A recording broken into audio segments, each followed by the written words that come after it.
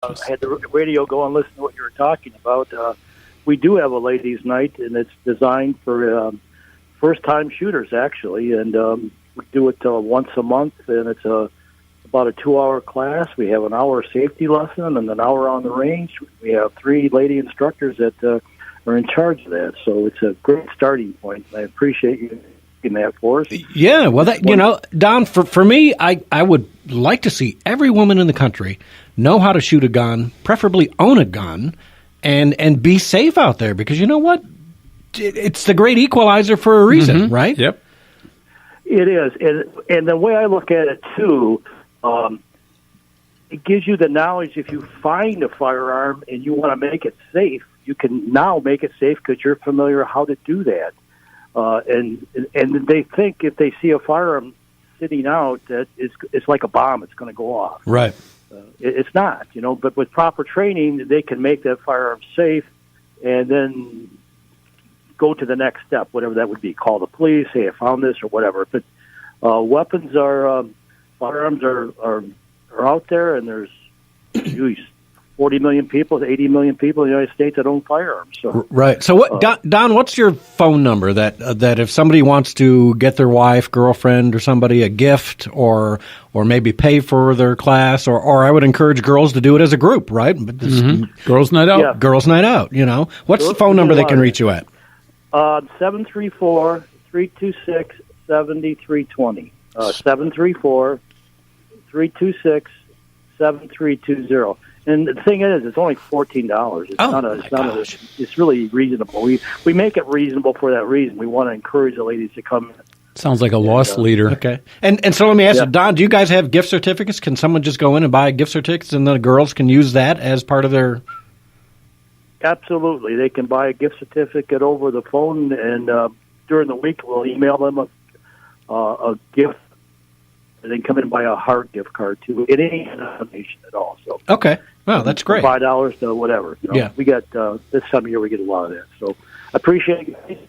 All right. Well, take care, Don. I appreciate the call. Thanks. I've bought virtually Have a good one. Virtually every new gun I've bought. In fact, every new gun I bought from Fireline, including this car you were just looking at. Oh, nice. Yep. Yeah, cars are great. They give great you weapon. a lot of help over the counter. I bought my AR-15 there just last year. Okay, so let's move on and talk about government shutdown, which is anytime someone talks about government shutdown, I get excited for all the right reasons. Go ahead, shut it down. What does the government do for you? Do you get any benefits from the government? Well, protection of the borders, yes. Do you?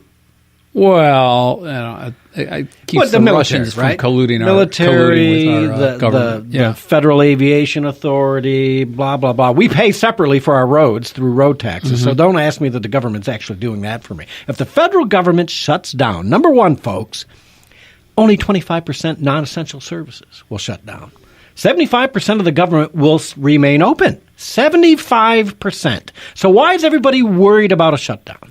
Now, this reminds me of the Dilbert cartoon that I saw, where the pointy-haired boss goes up on the second floor of the building, and he says, over the PA, right, he says, all non-essential employees may leave early due to the impending snowstorm, and then he takes the names of everybody who walks out the building who deems themselves unnecessary.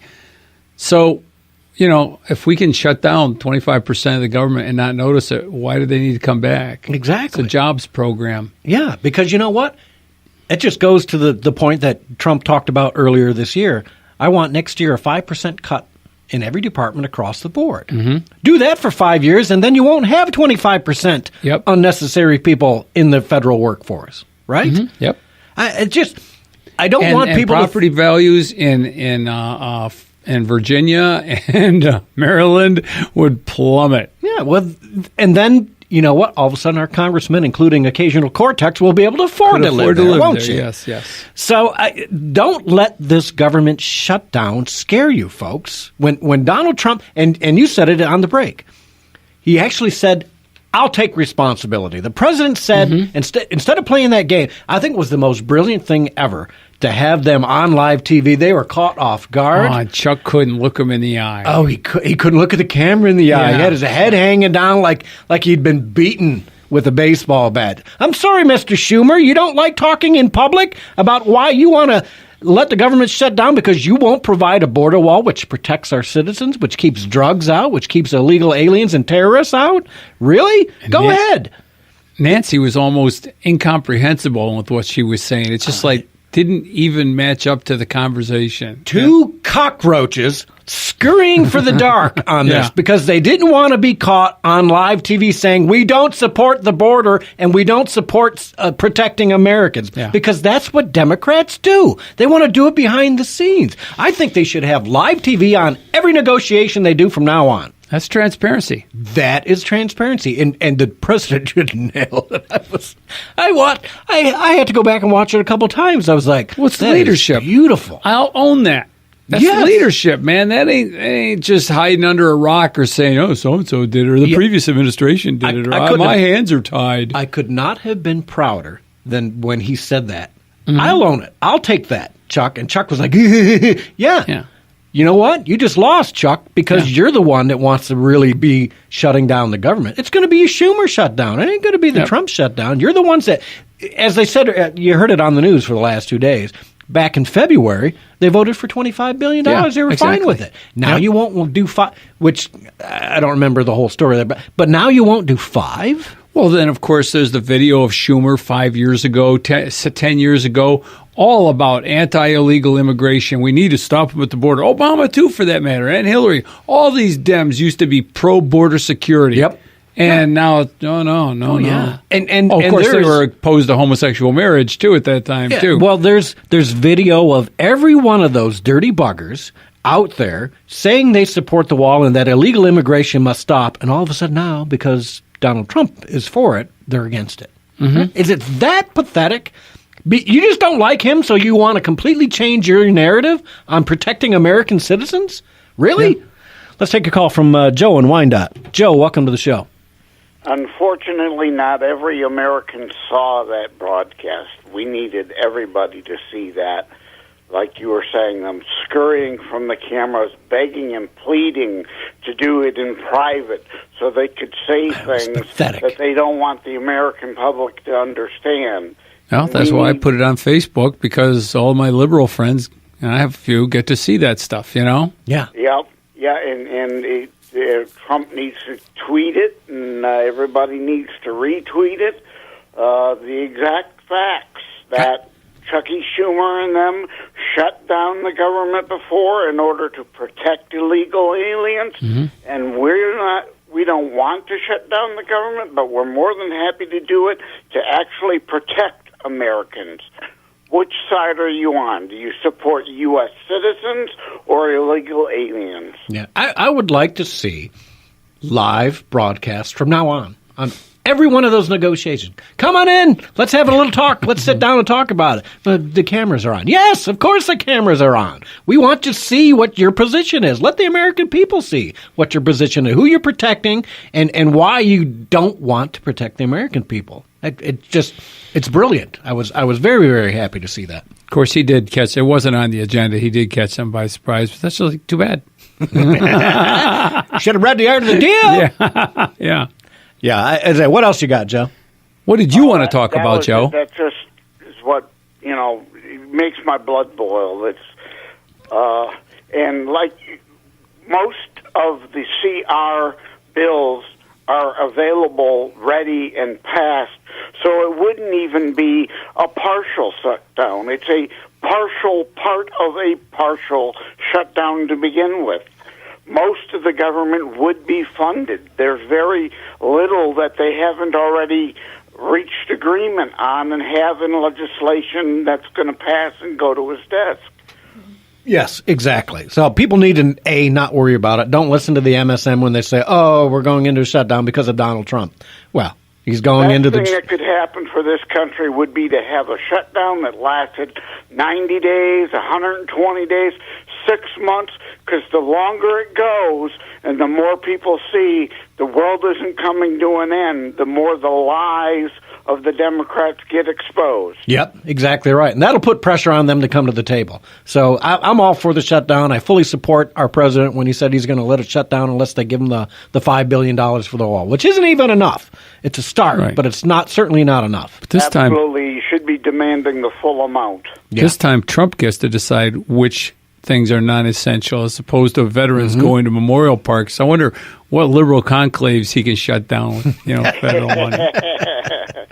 Sanctuary cities, I think, are non-essential. Yeah, let's shut them down. Yeah. Shut them down. Yeah, so... Right, take care, my friends. All right, have a good one, Joe. Merry Joe. Christmas. Okay, so I'm ecstatic about it. Anything else you want to talk about shutdown? Because we got a ton of Obamacare last night. That was interesting. Found unconstitutional by a federal judge in Texas. Now, a lot of people say, wait, it already went to SCOTUS. How can it be? Because it's no longer a tax, right? Yep. Because the Trump administration took away the mandate. Now it is no longer a tax, which changes the whole picture for Obamacare. Yeah. So now it will go back to SCOTUS. What will Roberts do this time? I don't know. It's not a tax anymore, Yeah. Mr. Roberts. He surprised me the last time, so I don't know what he'll do this time. This will be incredibly interesting. It'll be interesting to see how quickly it runs. What I will say is sad is that there was Kavanaugh who gave Roberts the clue on the tax thing. It was actually Kavanaugh at a lower court level that clued in Roberts to rule in the way that he did. It wasn't just a surprise decision by Roberts. So it kind of bothers me. And people talk about Kavanaugh like, oh, no, he's the wrong guy because of the Planned Parenthood decision. But as upset as I am that Planned Parenthood couldn't be shut down by these states who wanted to, or the funding to it, you can see that it's the law. If they provide any kind of health services besides abortion, then they're entitled to some of that money. Otherwise, it's a form of discrimination. Right, and it brings it up, right? Because there were some people I saw on Facebook and on Twitter who were kind of bashing Kavanaugh. And I thought to myself, wait a minute, I'm trying to read. I wish I had more time and had more of a legalese background in it. But didn't he make that decision based on the law? Right? Exactly. That's what I'm getting at. So it's not like he's pro-abortion by any stretch of the imagination. He was simply following the law, which is what their job is. Right. You're supposed to set your personal feelings apart and interpret the Constitution and follow the law. Because you're going to have another case come up that'll probably be more pro-abortion or pro-life issue related. And at that time, you will truly see what it is. But it all comes down to the Supreme Court. And correct me if I'm wrong, nowhere in the Constitution does it say you have a right for an abortion. Well, you have a right to privacy. It says the right in the, what was that amendment? It's an article, you have a right to privacy. I'll get back to you. I'll find it, I'm sure. Okay. So the point being, if another abortion case like that comes to the Supreme Court, isn't the Supreme Court supposed to say it's a state issue? Right? Because there's no constitutional right to an abortion. It's not something that should come to the federal, which means Roe v. Wade should never have really happened, right? Well, even Ruth Bader Ginsburg had said that Roe versus Wade was a poor ruling. And she was upset because it talked about the right to privacy, which everybody knows doesn't exist. It was a fabrication. I just remembered that. I won't go looking for that article or amendment. It was a fabrication. And Ginsburg had hoped for a different ruling that talked about abortion in particular, and she didn't get that. And that's why she was upset, because she didn't see the protection for abortion in the Roe v. Wade decision. Yeah. So she sees the weakness of Roe v. Wade, and it's there. Okay. Let's try and get into a little bit of Cohen, right? That sleazeball. Someone the art of the deal. He read The Art of the Deal. He looks like an older Ben Affleck who's got some bad disease, and I thought to myself, he does look like a sick old Ben Affleck, you know. Just a no good, rotten. I just looked at him and went, you know, the guy is virtually an admitted liar, and everybody's believing what he says now. Oh, but do you remember Tommy Flanagan on Saturday Night Live, the president of the Liars Society or Liars Organization? Yeah. Yeah, that's a ticket. That's going, yeah, that's the ticket. And trying to George Stephanopoulos just makes me ill every time I see him because I can never get over him when he works. That's why for I don't Bill watch Clinton, him. Right? I just saw some Okay. snips. I had to force myself to go in and see it, but it's just between the two of them, they both looked gray and sickly and just and it's like the sleazeball channel watching those two go at it. You know, Well, that lifestyle will do it to you. Being a liberal. the evilness is Like they're the seeping into pictures their of body. Dorian Gray, only, that's them. Let's take a quick call from Gary in Hazel Park who wants to kind of backtrack on the border. Gary, welcome to the show.